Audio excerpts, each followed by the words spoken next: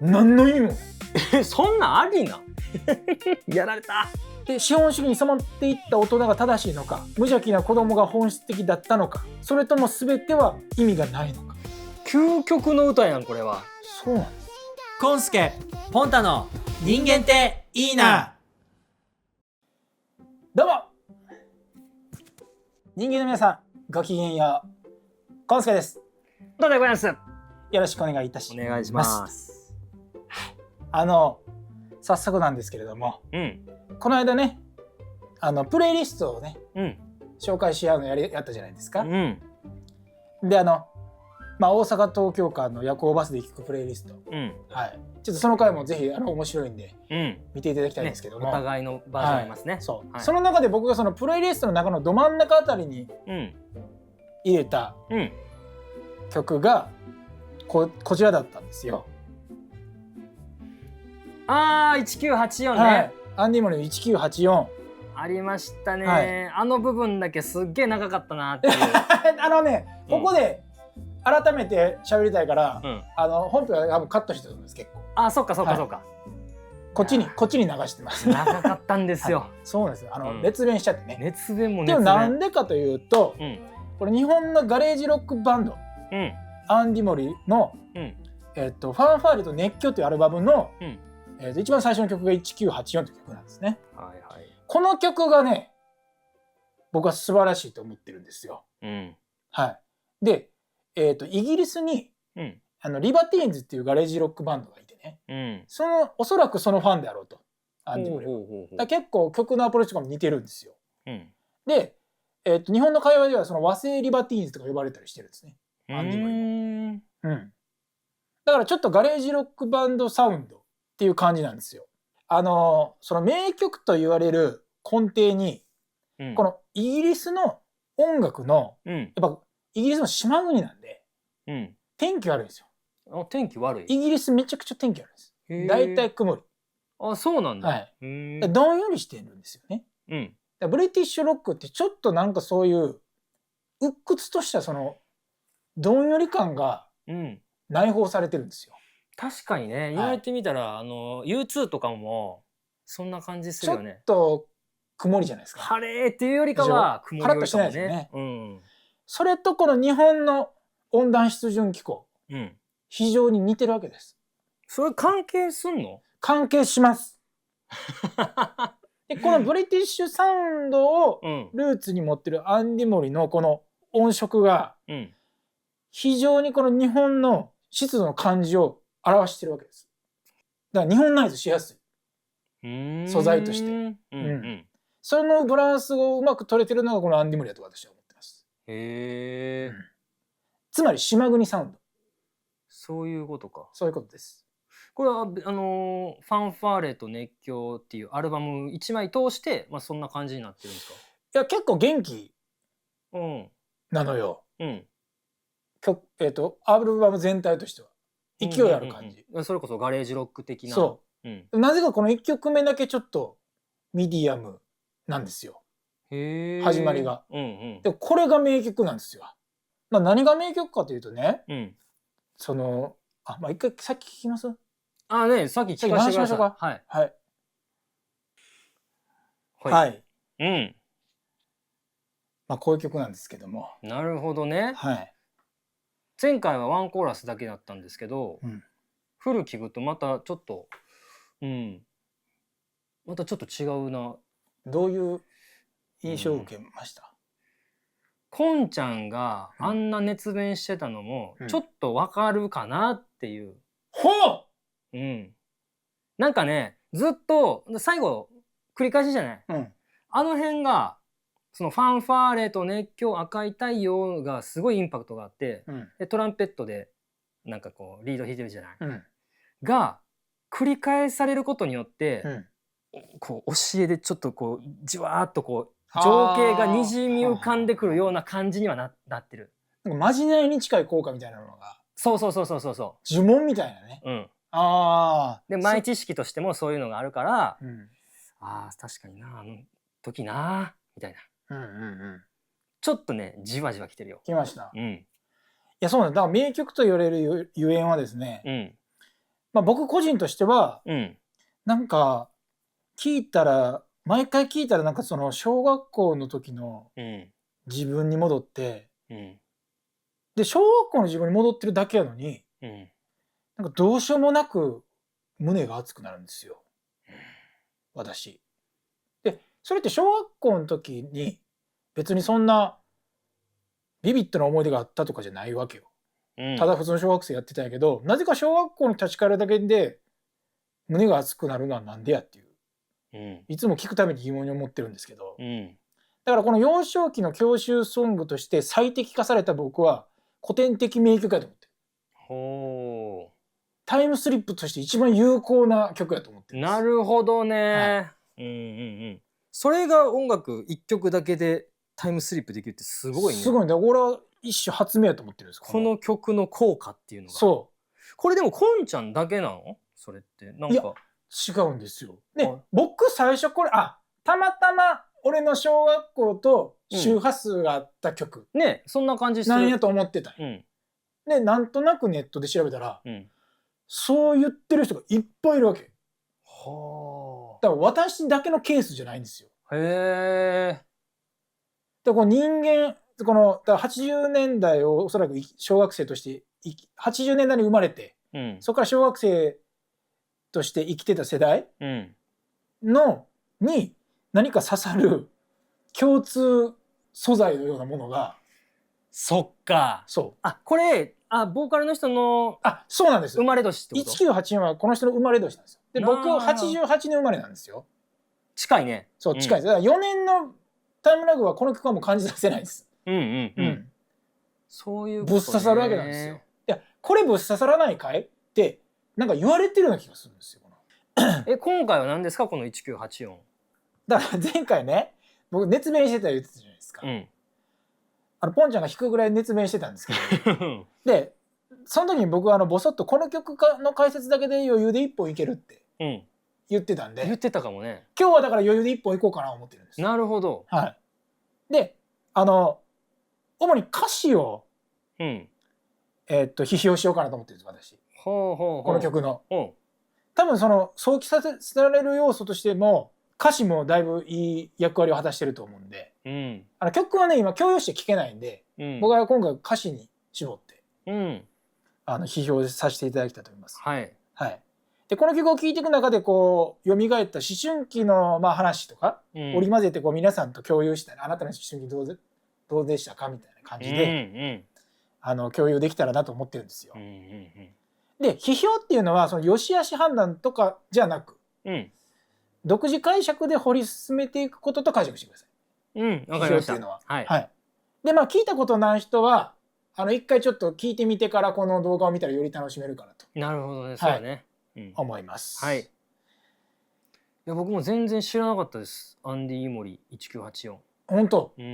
初めて。じゃあちょっと行きましょうか。はい。じゃあ頭からいきますね。はい。読んでください。はい。授業みたいな。はい。読んでください。語源が終わるのを待ってた。わけもわからないまま。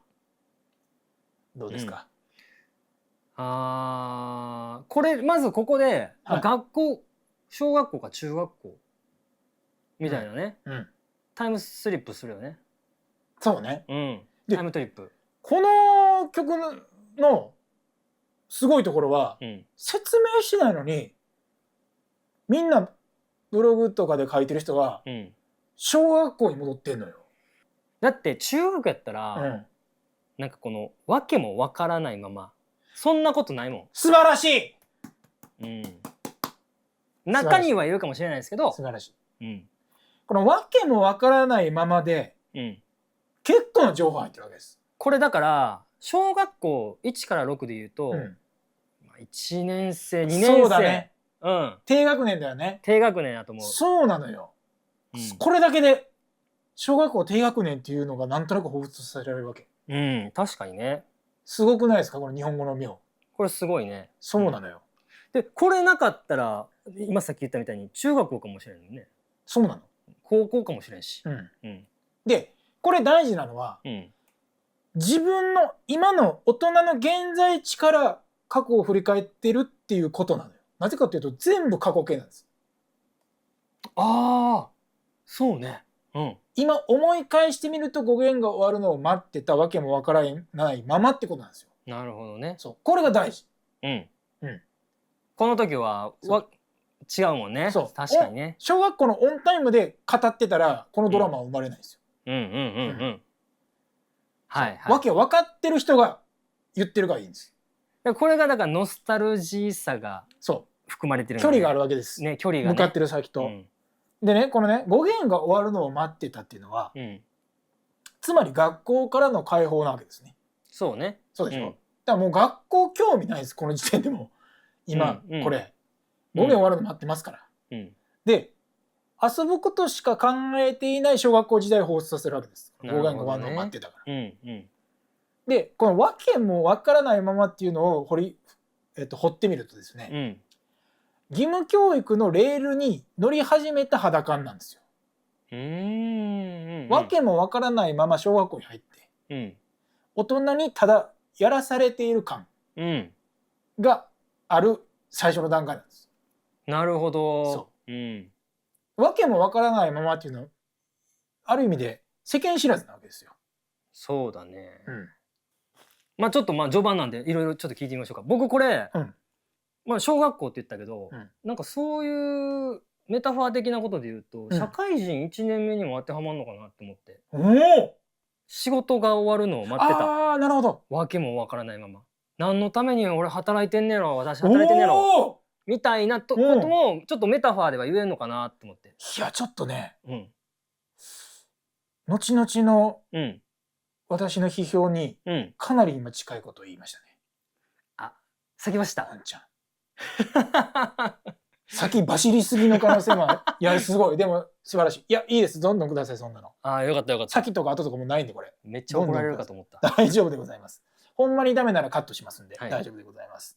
でね、僕の子供が今ちょうど小学校1年生なんですよ。おまさにそうなんです。だから僕は今ちょうど観察できてるわけなんですけど、やっぱね、小学校という、だからその前は子供保育園行ってたんですけどね、小学校に行くとやっぱね、戸惑いが見える。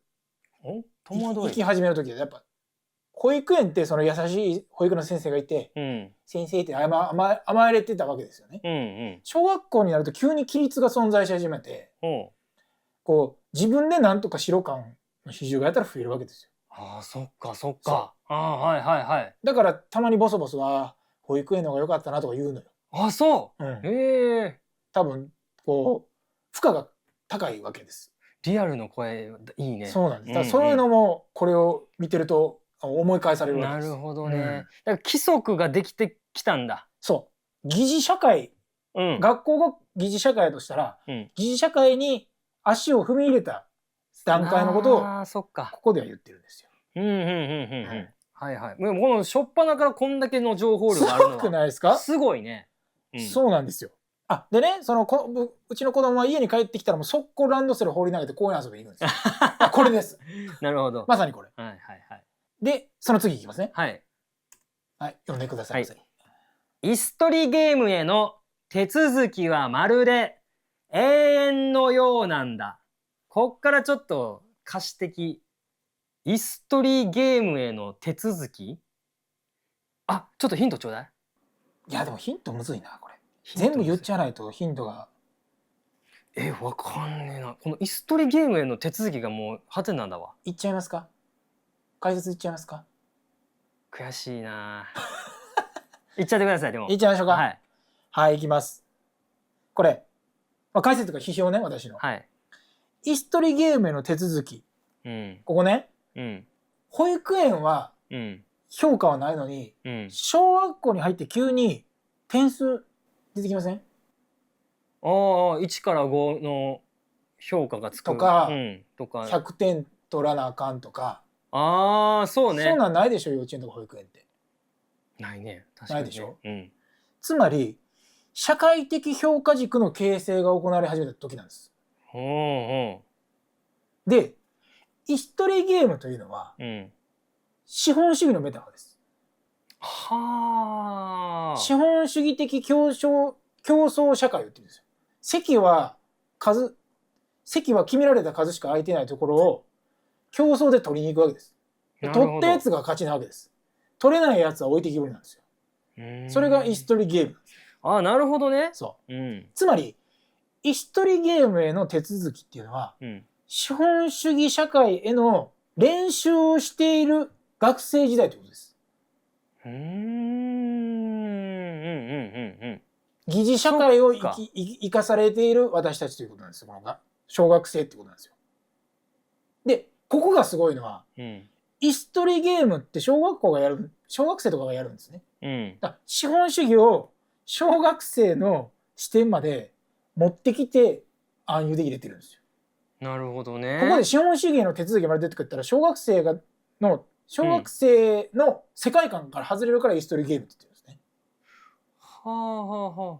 このでも手続きっていうのは、要は資本主義社会に行くまでの入り口ですってこと。そう練習ってこと。社会進出までの練習が学生って言ってる。でも所詮やで。これ風刺なわけです。所詮、手続き終わってもたかが椅子取りゲームをやってるだけって言ってる。社会というものは。そうね。で絵はまるで永遠のようなんだと。だこの資本主義社会のメタは、利益競争社会の手続き。で僕ねこの永遠のようなんだっていうのはこれ一瞬学生生活が退屈で永遠のようなんだって僕最初思ったんですよ。おそらく違うね。だから永遠っていうのは学校にいても社会に出てもやってること一緒で死ぬまでこれせなあかんってことなんですよ。ああ、そういうことか。永遠にこの椅子取りゲームを強要されてるわけです。はいはいはい。それをこの3分で言っております。もうちょっと分かりやすく書いてよ。いや分かんねん。この最初と最後は、この手続きっていうのがピンとこなくて最初ね。椅子取りゲームへって手続きいるっけと思って。やってることずっと一緒なんですよ。だから小学校から中学校に上がったってやってること一緒。ほら一番最初の哲学の回で、持論の回で著者が言うてませんでした？私は勉強が得意でした。なぜならゲームだから。って言ってたでしょ。だからでも結果社会に出たってゲームなんですよ。まあある種虚無なわけです。ずっとこれやってるだけなんですよ。じゃあ小学校から始まったんだ。ああいう競争社会。そう。わけもわからないまま椅子取りゲームの練習をさせられてるわけです。はいはいはい。その皮肉をここで言うております。なるほどね。はい。どうですかこの6分でこの情報量。いやこのアンディ・モリさんボーカルの方の世界観が分かりますね。分かります。僕パンクすごい好きなんですよ。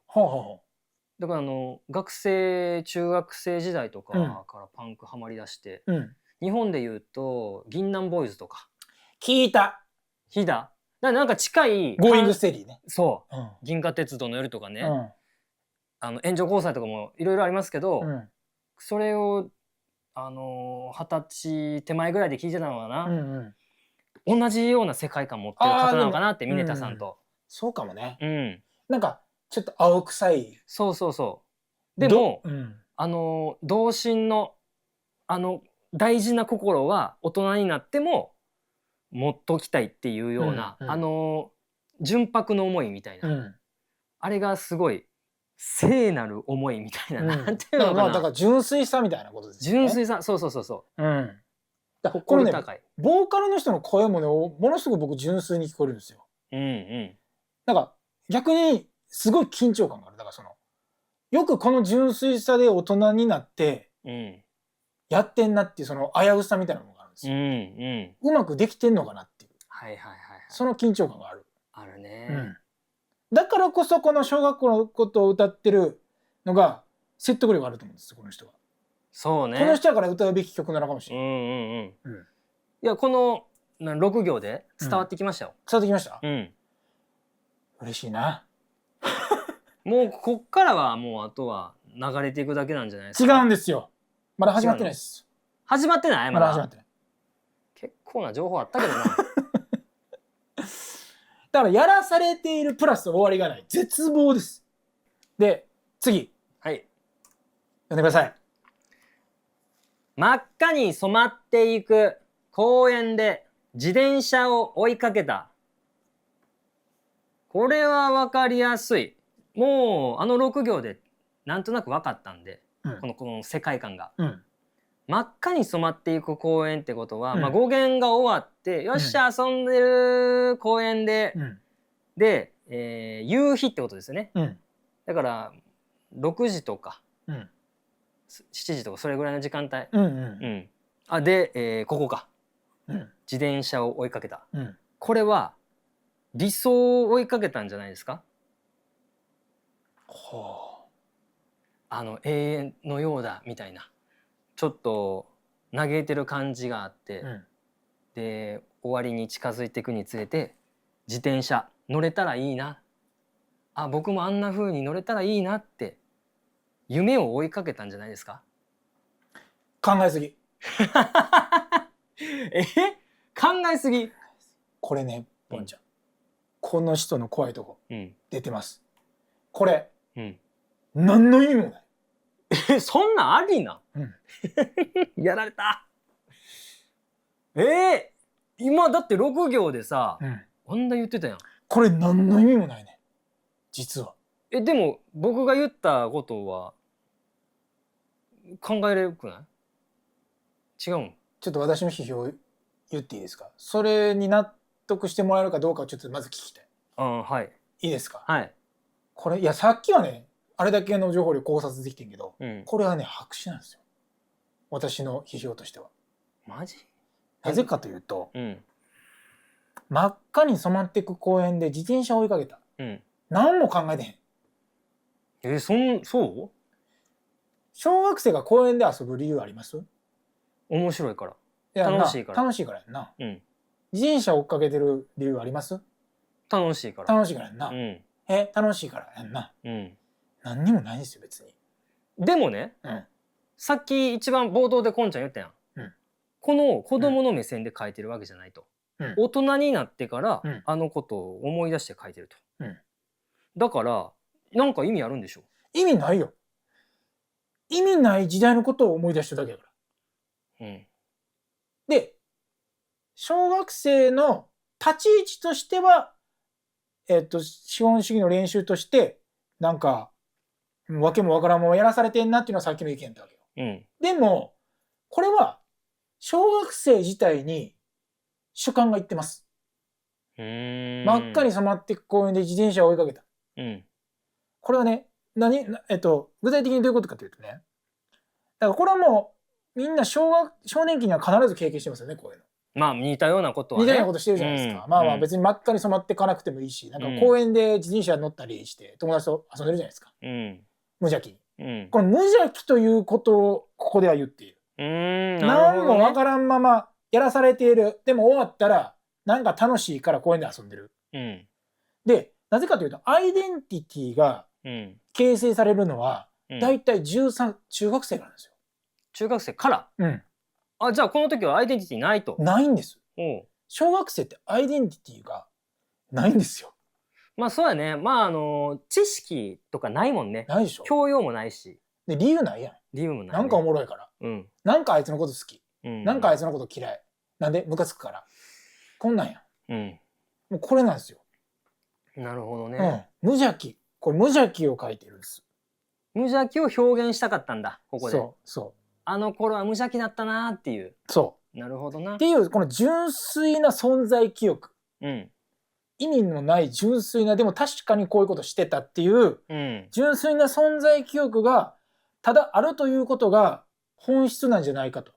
私たちの胸を打つ本質なんじゃないかということなんですよ。無邪気さこそね。ここはね、古代仏教に近い。だから意味ないけど、ただある。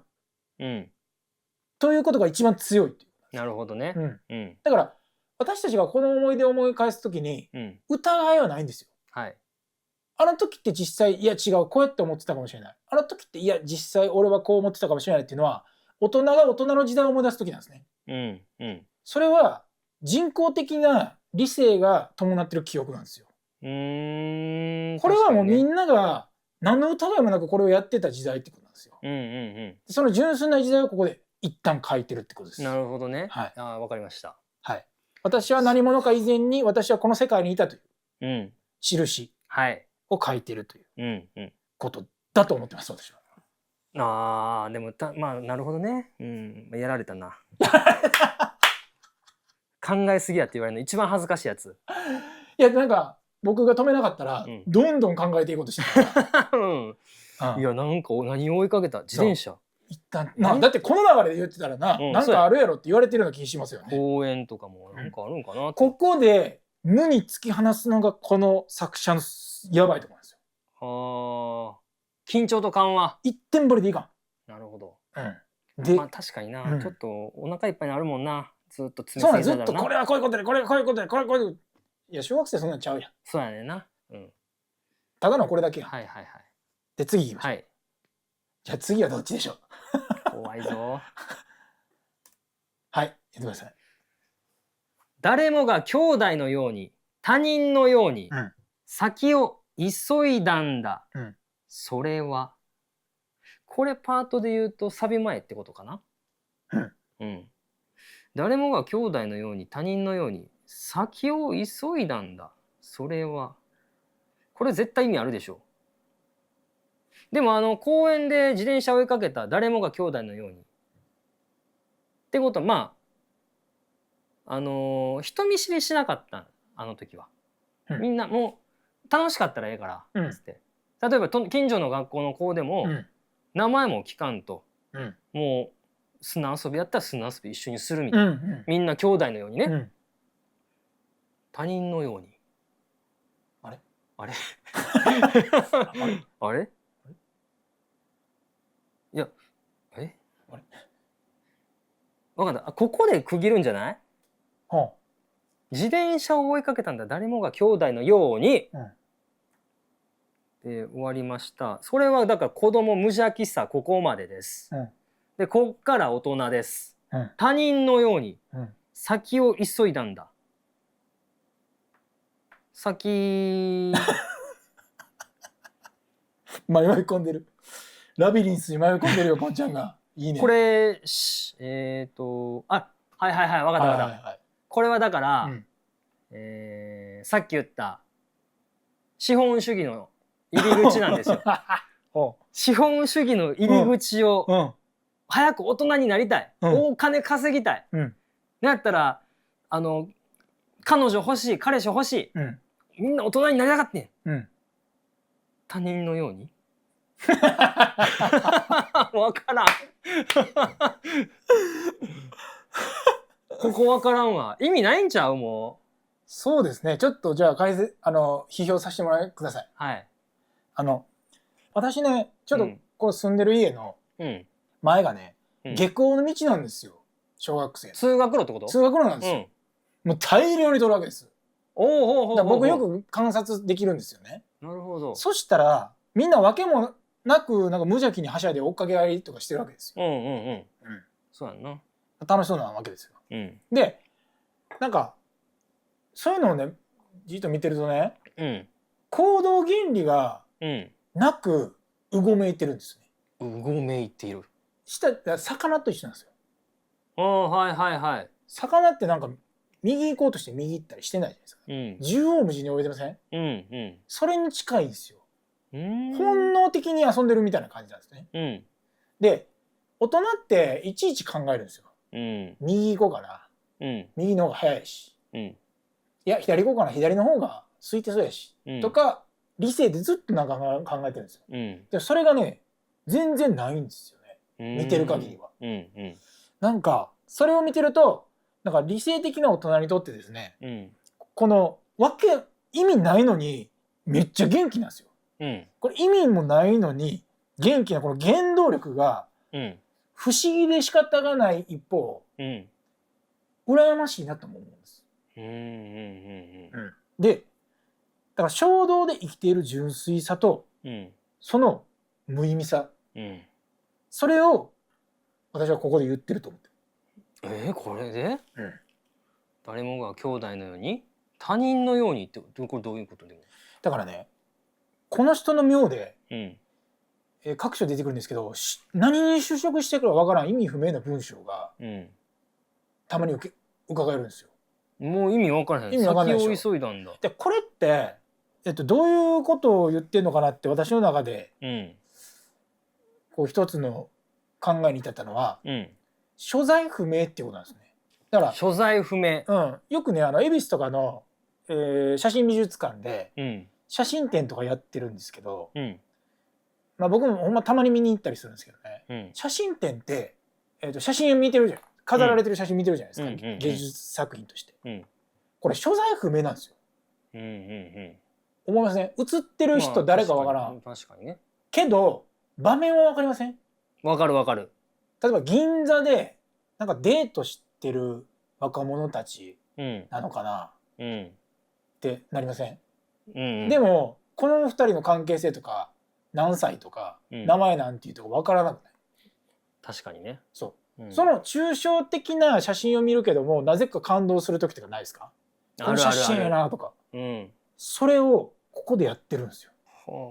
だから見てんのがだから一つの写真見てると思ってください。このはしゃいでる子供たちの写真をこの文章で見せられてると思ってください。そしたらこの人たちが兄弟なのか、他人なのか、分かんないですよね。分からん。だからその抽象的なものだけをこの文章で置いてるんですよ。だから文章でピカソの絵のような抽象的体験をさせようとしてる。ここでも子供たちが公園で遊んでるっていう写真っていうのは分かる。でもそれがその抽象的な写真を見ることによって逆に自分の思い出に立ち返らすんですよ。俺もあったなこんな小学校時代。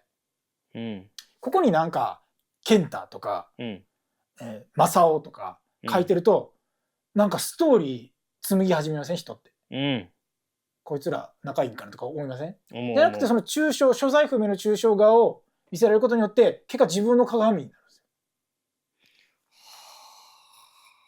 はいはいはいはい。これはその文章。これはたまたまかと思いきやこの所在不明文章はこの後出てきます。何回か。つまり意図的にやってるってこと。すごいね。ちょっと待って。この最後の先を急いだっていうのはどういうこと？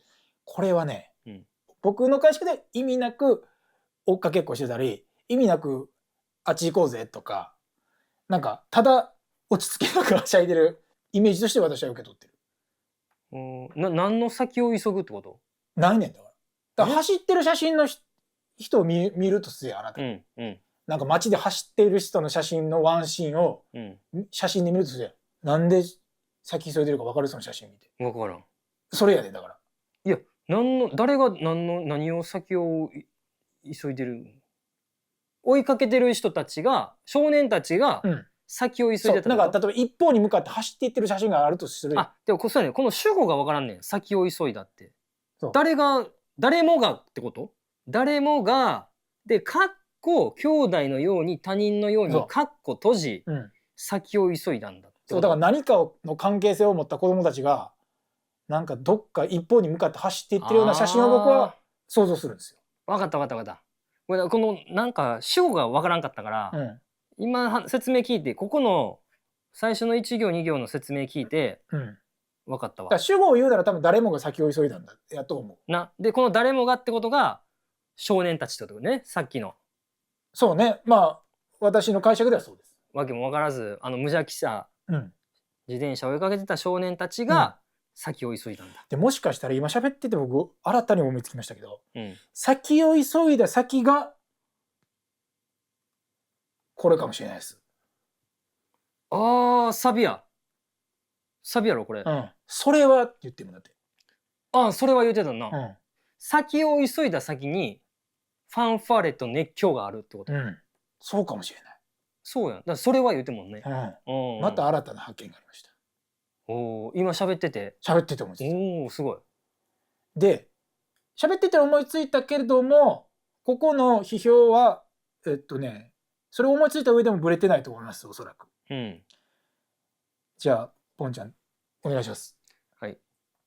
先を急いだんだそれはの後ね、うん、ファンファーレと熱狂、うん、赤い太陽、うん、5時のサイレン、うん、6時の一番星、うん、ここめっちゃ詰まってたな、一番星って曲で言うと、一番星字余りだよね。これはまた単語っていうか、うん、文章にはなってないよね。これがさっき言ってた写真みたいなこと、ポートレートみたいじゃないだから。ああそうだね。一枚一枚こうやってめくっていってるみたいな。そうやわ。いやでもね僕こういう歌詞結構好きなんですよ。組み立てていく感じ、で連想していく感じ。赤いって今回2回目やね。そうね。あでも真っ赤かあっちは。だ赤を結構入れてるよね。だって熱狂とかもちょっと赤いイメージあるよね。なんやったらファンファーレ、ファンファーレはなんかどっちかというと黄色みたいな、オレンジ。でも暖色系やね。暖色ここはね。5時のサイレンっていうのがで6時の一番星っていうのはもう多分家帰ってるやろうね。でこれが前回もねこんちゃん言ってもらったと思うんですけど、全てここに詰まってるっていうね。幼少期の遊んでた記憶、無邪気さは全部ここに詰まってるんだって、ことよね。いいですか。はい。満足しましたか。それで。はい。僕はもうこれ以上出てこないです。わかりました。でもいやもう8割言っていただいてますよ。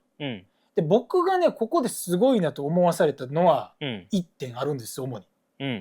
このファンファーレと熱狂、私の解釈ではさっきわけもわからないアイデンティティもない小学生って言ったじゃないですか。わけもわからない自分が直視した当時のメディアとか文化が僕ファンファーレと熱狂やと思ってるんです。例えばテレビに映ってるニュースとか文化的な映像とかはメディアの映像とかね、そういうのをわけもわからんと見てるんですよ。そうでしょ。だって僕の子供とかもわけわからんとテレビ見てるわけです。難しいニュースとか来ると。でそれをでも何やろうと思って見てるんですよ。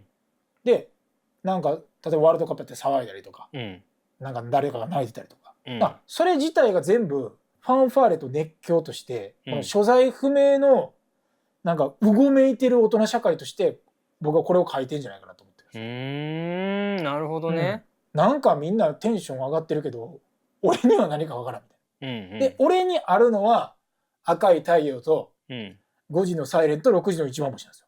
つまりこの上は大人で、この下は子供やと私は思ってます。わからない所在不明なファンファーレと熱狂を私はたまに傍観している。メディアとか文化的なものわけも分からず、でも私の、普段の生活にあるのはこっち。でもこれを全部まとめて世界でここで断絶してるんですけど、それを全部含めて一つの、今生きてる世界として提示してるんじゃないかなって思ってます私は。だからなぜかファンファーレと熱狂と赤い太陽と5時のサイレンと6時なんか一見こことここの辺関連性ないけど、なんかこれがあることによって前も言いましたけどこれがあることによってすごいスパイスになってるんですね。でもこの小学校だけの世界観にこのスパイスが入ることによってなんか一つの世界が出来上がってるんですよ。これね今こんちゃんの説明聞いて、僕もパッと思い浮かんだことあったんですよ。先を急いだ先、つまり大人、それはファンファレと熱狂って、でここで断絶してるって言ったじゃないですか。いや待ってよ、これ4行とも大人なんじゃないかなと思って。というのもここは一緒ですよ。ファンファレと熱狂、なるほどなって思いながら説明聞いてて、で赤い太陽5時のサイレン、これってだからさっき言った仕事をしてる、例えば会社に勤めてるサラリーマンの人たちが定時5時で上がるような仕事に就いた時にも、似たようなことも言えるんじゃないかなと思って。はいはいはいはうん。まあそのまんまですよこれは。い。うん。で仕事帰って1時間かかって6時の一番星っていうのが、うん。僕札幌ビールを思い浮かべたんですよ。おお。一番星。ビールね。ビール。仕事終わりのね。はい。これだから大人なんじゃないかな。もしかしたら仕事中、うん。仕事終わりみたいな。そうそうそうそうそうそうそう。ポンちゃんの批評でも、俺の批評でも言えることは、これが社会へということじゃないですか。まあそうやね。うん。またさこの熱狂ってこの来る、これがいいよね。だから謎に熱を持ってるじゃないですか。例えば東京とかのね、人がいっぱいいて、なんかわからんけどぐるぐるうごめいてる人たち。でなんかようわからんけどずっと貼ってある広告とか、映像とか、でもう溢れかってるじゃないですか。なんか知らんけど騒いでるもんね。騒いでるでしょ、うるさいじゃないですか都心は。ガヤガヤして。いやでも田舎でもゴシップとかさ、そういうの好きやん。なんていうの、そういうネタ。でもそれどうでもええやん正味。そうそうそうそう。中身。そう中身どうでもええやん正味なんですよ多分これ。なんか熱を持ってみんながはしゃいでるけど、あれやこれや言うてるけど騒いでるだけっていう、なるほどね。そういうことなんじゃないかと私は思って。だから本質はこっちにあるというか、僕たちの純粋なものはこっちにある。内面はこっちだと思います。なるほど。自分と外、内と外かな。そのポンちゃんの解釈でも僕の解釈でもそれは言えると思うな。だからそれが世界じゃないですか。そうだね。なんでここで一つの世界を言ってるんですよ。はい。でちょっとファンファーレと熱狂の補足で、わけもわからない自分が直面した当時のメディアや文化が、アイデンティティの自分のねアイデンティティの礎として追加されていくという善悪の判明しない事実が潜んでると思ってる私は。で今言った直接接続されてない大人の世界への傍観と、意味もなく自分の血肉を感じた確かにあった公演、でその2つの断絶されつつも同居しているという世界観をここで歌ってるんじゃないかと、そう解釈しております私は。そう考えたらすごいスケールの曲だね。でも虚しいですよねなんか。なんか希望ではないんですよ。そうやね。確かにあんまり希望はないよね。あの頃が良かったって言ってるような感じやね。そういやそうとも言ってないというか。どっちがいいとかって言ってないんや。言ってない。振り返ってるだけみたいな。後ろ向いたら小学校の時の自分が立ってたみたいな曲なんですよ。いやそこがいいなってだから決めつけないというか。でも確かにあったやんこれは。でそれを後ろ振り返らせられたわけですよこの歌で。後ろ振り返った時になぜか小学校の時に自分がいて、でもそれを見てジーンとしてなぜか涙が出てくる、それは何だと、それは肯定なのか否定なのか、何の感動やねんっていう謎の曲なんですよ。はいはいはいはい。でこれが繰り返しサビで出てくるじゃないですか。つまりこれが多分メインコンセプトなんですよね。そうね。で2番いきます。はい。お願いします。1984歌っちゃったよ。ここはインパクトだった。そうね。花に囲まれて生まれた、疑うことばかり覚えたのは戦争映画の見過ぎか。この時代かどうかわかんないけど、戦争映画を見過ぎてたんやね。ここは意味ないですよ。意味ないやつ。だあからもう見過ぎてて、でもこの2番に入ったところで、ちょっと黒か白か、黒寄りになってきたグレーって感じ。ちょっと意志が見えて始めてるよねこれ。そうそう、疑うことばかり覚えたってことは、もう信じることができなくなってるってことなんですよ。無邪気さがなくなってきてるってこと。そう。理由は何にせよ、そういう風になってきたってことですよね。ちょっと成長してるよね。成長してます。もしかして2番で成長してる可能性ありますか。そういうことでしょ。じゃあちょっとはい肯定も否定もせずちょっと批評に行かせていただきたいと思います。はい。じゃあ1984、花に囲まれて生まれたここなんですけど、これはねもう率直に言うと、平和ボケ。平和ボケ。はい。そうなの？花畑であははははは、あはははって走ってる、お幸せな女の子、みたいなイメージです。花に囲まれて生まれたっていう。だから平和にあふれた時代に生まれたと言ってるんですよ。もうこの時代は平和だったよね。完全に平和な時代に生まれた戦後の、っていうことです。なぜかというとこの戦争を出してきてるからです。ここは対比なわけです。花と戦争は。なるほど。季語みたいなもんです。はあ、本当だ。花に囲まれて生まれたこの平和無権した時代に生まれたけども、この歌う言葉で覚えたのは戦争映画の見過ぎだっていうのはつまり、戦争を実体験じゃなくて物語として聞く時代に生まれたってことなんですよ。半分絵空事として聞かざるを得ない立場である時代に生まれたってことなんです。なるほどね。だって体験できないもん。で、体験してない世代への教訓の継承はありえんのかっていうことを僕は問題提起してるんですよ。これは多分。そこまで考える？疑うことばかり覚えたのは戦争映画の見過ぎか。だから上の人たちにいや戦争はもう絶対やったらあかん、これはもう絶対後世に伝えなあかんってもう小さい頃から言われてきてるんですよ。そうでしょ。僕だって小学校6年生の時に原爆資料館行ってめっちゃ怖いの見たりとかしてたわけです。そうね、修学旅行の時、ね、行ったでしょ、関西の人は行ったと思うんですけど、それでうわなんかこうよう分からんけどこうやって思ってるんですよ。でもよく分からない恐怖体験じゃないですか。これはまあ言うたら大人が指図してきたことなんですよ。でもあんまよく分かってない。なぜなら花に囲まれて生まれた時代だから。で戦争したのも大人たちやのに、戦争あかんって言ってんのも大人たちなんですよ。だからわけわからんことになってるんですここで。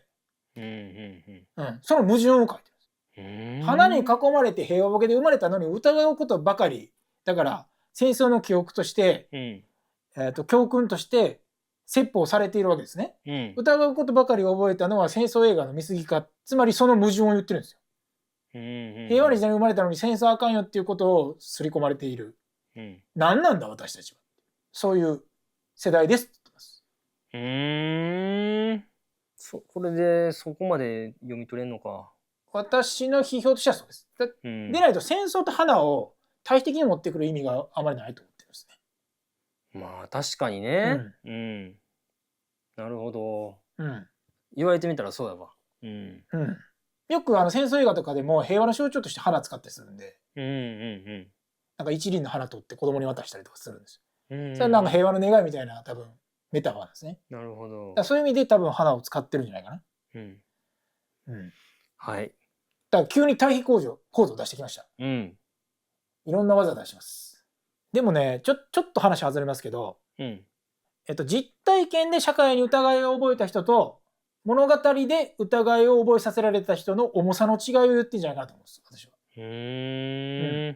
それが戦争映画というこの虚構、私たちにとってはもう虚構としか受け取れないっていう意味で戦争映画って言ってると思います。なるほどね。歴史のことを。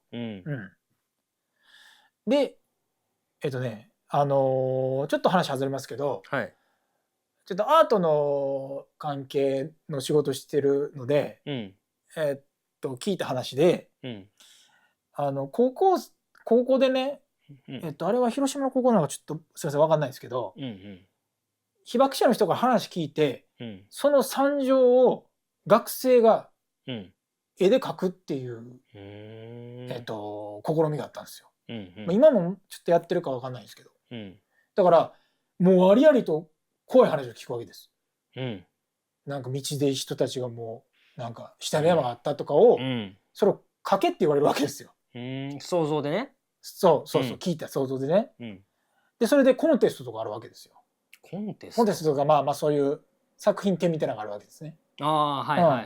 でそれに参加した人のアーティストの話を僕聞いたことがあって、でその時はなんかまあ学生の中でまあ怖いなとかそんな話怖いなとかこうだから密に1対1でやり取りするわけです実際の経験者と。でそれでその人は今も現役で全然関係ない絵を、戦争とは関係ない絵で画家をされてるんですけど、でもその試みをやったことによってその後の死生観が変わったって言ってたんですよ。マジで、うんうんうん、なんか生きてるの散々聞いてたら生きてるのって当たり前じゃないんやなみたいな、うんうんうん、この花に囲まれて生まれた世代が、生きてるのって当たり前じゃないんやなっていうのがなんかひしひしと伝わってきたと。ああなるほどね。それで少なからず私の死生観はそこから変わってますっていうインタビューを僕が見て、これを思い出したんですよ。この曲を。そうだからなんていうかな、だからこれはだからいいも悪いも言ってない、だからこれは果たしてこの戦争映画を見てほんまに、ダメやって思える人もいるかもしれないわけです。そういう意味では希望もあるかもしれない。そうね、でもそれに対して肯定も否定もこの文章では知ってないと私は思ってる。なるほどね。ということです、ここは。次行かせてください。はい。これすごいっす。これすごいっていうか、これねまたちょっと問題っす。問題できた。次難問です。はい。はい。親たちが追いかけた白人たちがロックスターを追いかけたか弱い僕もきっとその後に続いたんだ。なこれもうわからんいやもう文章ちゃうんやん。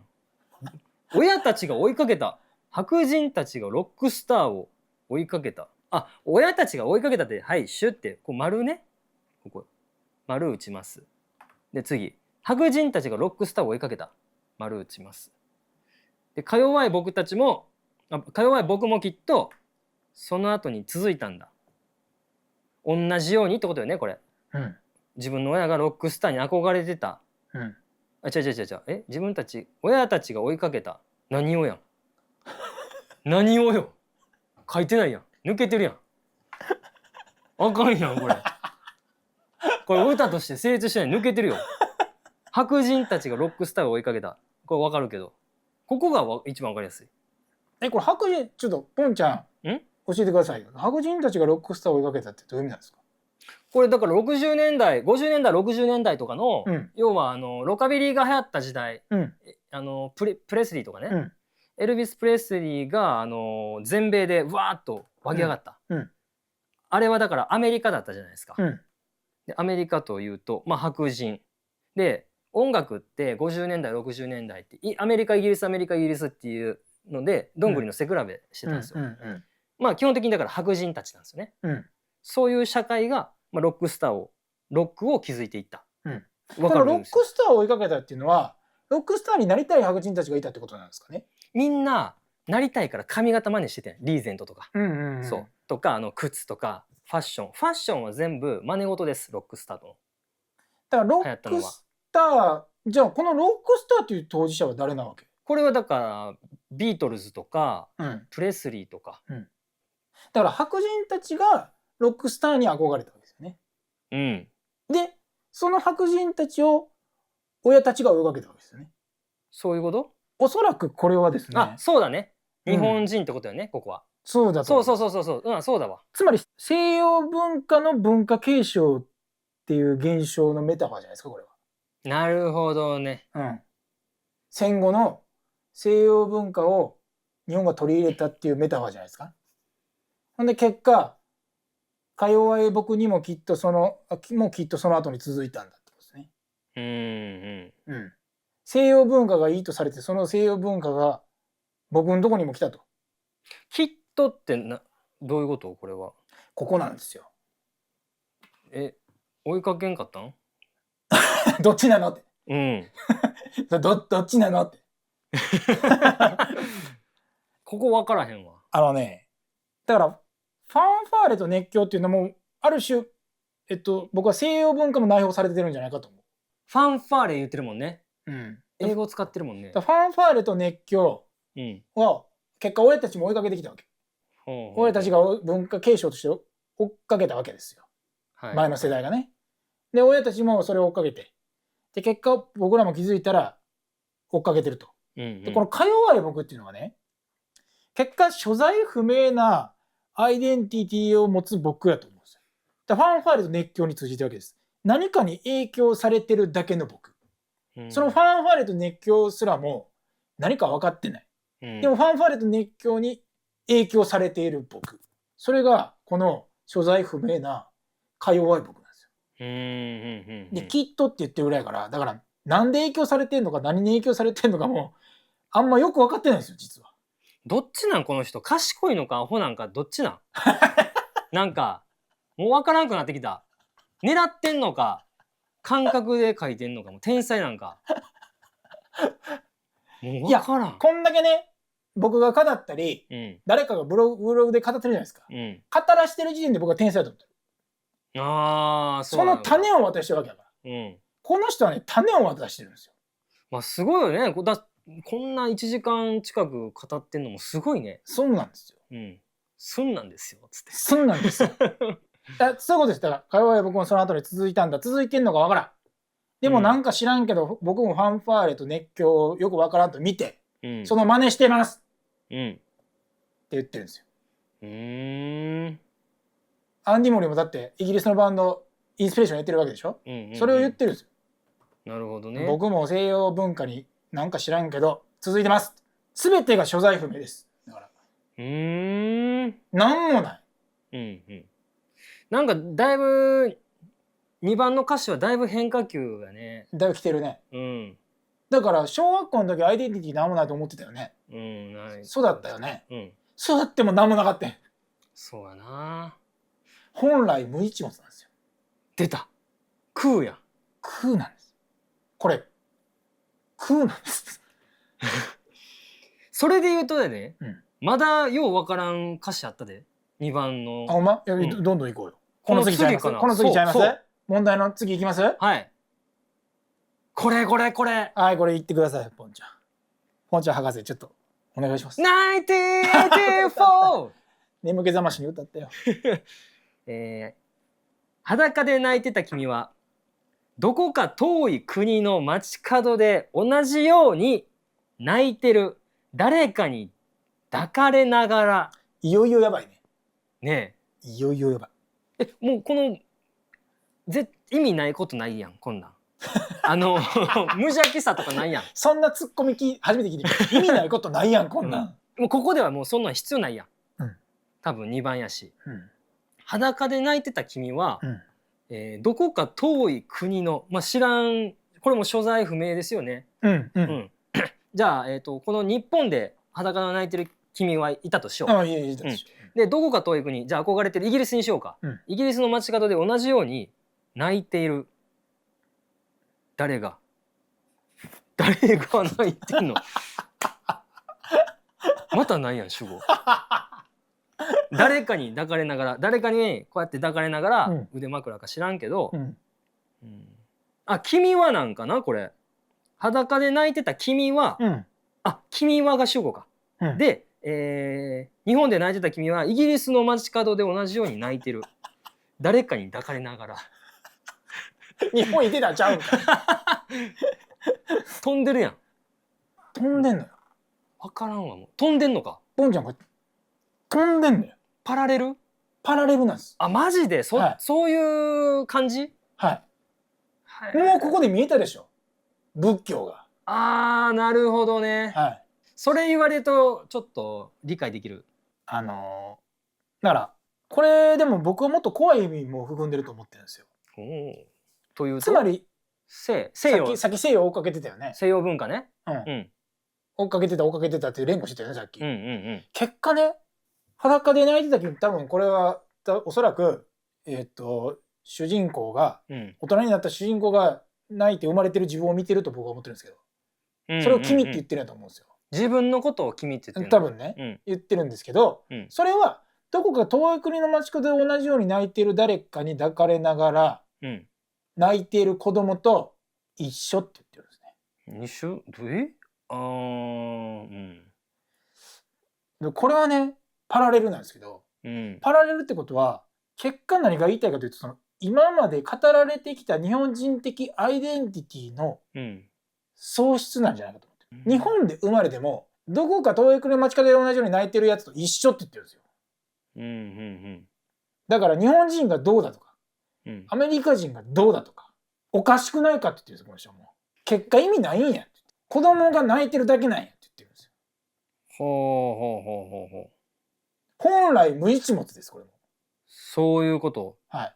裸で泣いてた君っていうのは子供のままってこと？大人になれ生なかった。生まれたてってことじゃないですか。裸で泣いてた。はいはい生まれたね。ああ、そういうことね。はいはい生まれたね。それがどっかの遠い国の町子でと同じようにこのはいはい生まれたねってやってる子供と変わらへんやないかい。うんうんうん。あ、じゃあ赤ちゃんみんな一緒なんだよってことね。そう。うんうんうんうん。パラレルしてるんですよ。輪廻転生的な。そう結果一緒やん。どこで生まれたってもう生まれ変わりやん。うん。そう輪廻転生に近い。だからちょっと本来無一物その前の本来無一物感とか、うん、この輪廻転生感とか、うん、やっぱちょっと仏教感あるんだよね。後半。そっか。うん。なんかチベット修行しに行ってたとか。そんなことない。なんかそうこの人の本来無一物感がどうも垣間見えるね。なんだろうな、その源泉となってるものは。うん。へえ。虚しいんじゃないかなやっぱその俺ってなんで生きてんねやろっていうのを常に問い続けてる人なのかもしれない。でも気づいてんねん。本来無一物ってことに。でもこの間本田圭佑が YouTube で言ってたんですよ。うん一問一答みたいなんで。うん。生きてる意味って何やって言われて。生きてる意味なんてないですって言ってて。うんうん。人間のただ一つの特権は、生きてる意味を自分で作れることですって言ってたね。かっこええな。圭佑本田すげえこと言う。でも正解と思った、ある種。でももしかしたらこの人はそれをまだ未だに見つけられてない人なのかもしれない。そっか。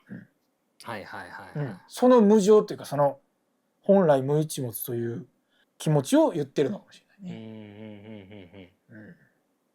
まだだから大人になりたくない子供が大人になってしまった。そうやね。そういう感じがするのはでもこの人の歌い方を見てるとね、ライブとかも見てると、なんかそんな感じがする。純粋な。わかるね。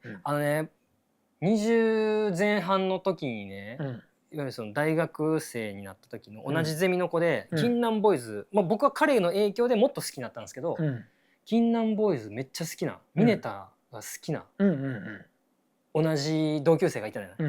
で彼がまさにそれで、こんなんするんやったら大人になりたくないわみたいな。言ったら魂売るぐらいやったら大人になりたくない。別にそいつはバンドやってたわけじゃないんですけどね。もうなんかずっとその子供のままでいときたいみたいな。だからフィギュアとかめっちゃ好きで、アニメとかめっちゃ好きで、でも仕事したくないっつって就職活動もせず。ピーターパンシンドローム的な。そうです。っていうのがね、なんかこのボーカルの方の生き方に憧れて、そういう生き方をしてた友人がいたね。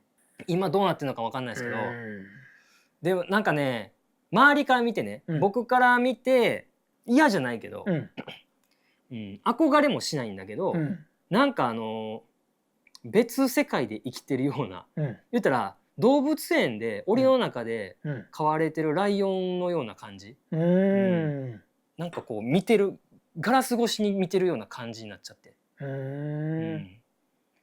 多分僕の友人もそれを感じてたんじゃないかな、視線を。同じようになんかその自分はなんかこの檻の中で誰かに見られてるっていう感覚があったんじゃないかなって思って。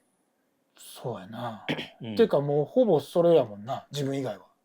まあそうやそうね。だ孤独なのかもしれないですよ。そういう意味では。なんか社会の歯車の一つにはなれないよ。ああ、なんかそんな感じしませんでもこれ。そう。不適合者といえば不適合者。だからなんか後ろを振り返って解雇してるようにも感じるんですよ。その気持ちはでもすごいわかります。いや結構分解されてきたね、2番で。そうなんですよ。だまあ要は本来無一物です。そういうことね。本来無一物。すみません、脱線しましたけど。そうですね。でまたこれサビに行くわけですね。でまあもうまとめ。あとこればっかりなんで。もうまとめなんですけど。ででもね、なんかちょっと余談言っていいですか。高校の時になんかこう授業期間とふざけとった時期があったんですよ、僕も。そしたらなんかね、何人かでふざけてたんですけど、そしたらお前ら最初なんかおい。うるさいぞとか言ってたのよ。先生に注意されてたの。結構今思った若い先生。うん、でなんかおいうるさいぞみたいなだけ言っててんけど、うん、ある日ね、うん、めちゃくちゃ普通のトーンで、うん、いつ大人になるか知ってるかって言われたの先生に。言われた時、うん。その方が聞くのよねみんな。おお、ボソーっと。なんか言うてんなと思うん、って、うん、うん、で聞いてるとね、うん、お前らいつ大人になるか知ってるかって言って、うん。大人にはならんって言ったんですほよ。なろうと思わないと。う。うん、大人になろうと思わないでなるのはうん。体だけやって言ってたんですよ。うん。俺は学生の時に大人になろうと決めた瞬間があった。うん。俺はそっから大人やと思ってるって言ったの。へえ。なんか俺は未だにそれがものすごく覚えてんのよ。あ、刺さってんねんな、うんそれ。うん、うん、なんかそれを聞いてある種ものすごく反省した。だから、あ、俺はじゃあいつから大人になるんやってなんかすごい気づかされたというかね。そっか。自覚した時、覚悟を決めた時にうん、大人になるって言ってるんや。そうグラデーションで勝手に大人になってくれると思ってないかって言われて、そっか。ならないよって言われて、うん、うん、自分が大人になると思わないとって言われたのよ。うん。そうなのってうんうんうん。そう高校の時が俺たちはえマジでメモった。いやそういうことはね言ってて、うん。思考学でもほんまに刺さったことを覚えてるって。時の試練を経て、そ今でも残ってるってことだからはそれは名言やってんね。その名言はね、何気なくボソッと言った名言は俺にとっての古典になったね。なるほど。あと親父にもね同じようなこと一回言われたんですよ。あ、そうな。うん。うん。だから友達ん家泊まりに行きたいって言って、うん。でダメってうん。言われて、うん。なんでやねん。反抗、まあ思春期の反抗ですよ。うん。そしたらお前叱られているうちにいろいろ考えろよって言われた。ほー。言っとくけど、うん、俺は20歳になったら、うん、お前に対して一切何も言わん。うん、大人と判断するからって言われて、うん、親父に。うん、うん、その瞬間ね、ものすごく急に寂しくなって、うん、うん、いい子になりました。考えるようになったんや。うん、いいそう話かと思って。うん。それも同じこと言ってたから、大人になるっていうのはお前が自覚しないとならないんだぞ。そうか。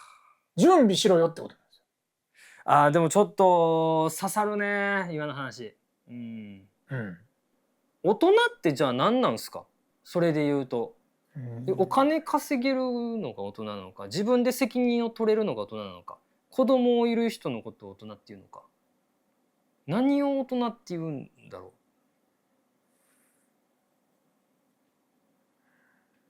何を大人って言うんですか何が大人か分かってる人はコメント欄までお願いしますう。でもまあこの曲の最大のテーマじゃないですか。それを問題。そうなんですよ。